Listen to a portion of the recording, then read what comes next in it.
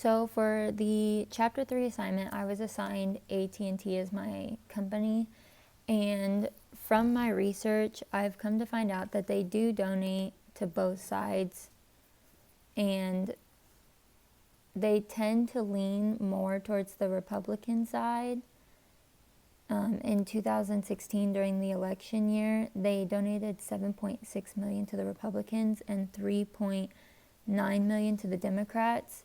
That's a $3.7 million difference. I think that's a pretty significant number.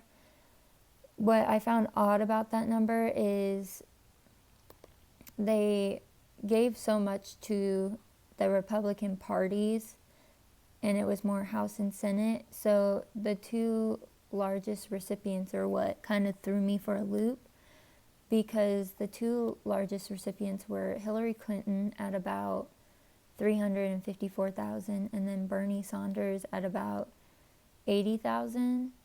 And I think they did this more as a safe bet type of deal. I think they did it more as a social statement than to push anything, push policies, or make profit, or do anything for themselves. I think they didn't want to make anybody mad. Not a lot of people like Trump. They still don't like Trump. And during the election time, people are very sensitive when they see people donating towards them. So I think they just did it as a safe neutral, not to make any customers mad. They still achieved what they wanted and gave most of their contributions to, like I said, the House and Senate Republicans, which is, I think, what their goal really was. I don't think their goal really was to push for any certain president.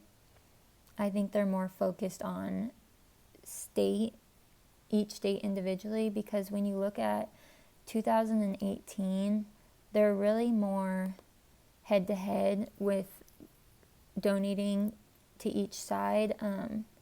In 2018, they donated $3.9 million to the Republicans and $3.7 million to the Democrats. So they really go back and forth. If you look at their contribution sheet on their website, there's really only one contribution that sticks out because it is so significant and it's really high. It is a $225,000 contribution to the Republican Governors Association, and I think they donated that because I think there is a policy that they are interested in and would like to see passed, because it is going to help their business in the long run. But my feelings towards them is, I don't think they're trying to influence a certain political race. I think they're more focused on what's going to help them in the long run, because they do donate to both sides in all states. I really just think they go by who has the best policy right now, who's going to help me. And if the Democrats had a policy that they were interested in, I think they would jump ship right away to that side. I just don't think that they have a certain party that they have to have out there. I just think they go by what's going to work best for them and what's going to make them profits in the long run. So right now, I do think they are achieving their goals, just because they seem to be doing well. And they are going, like I said, state by state and donating. They're not doing just one specific party.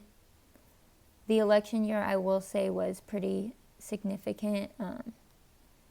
But if you look at past years, it's been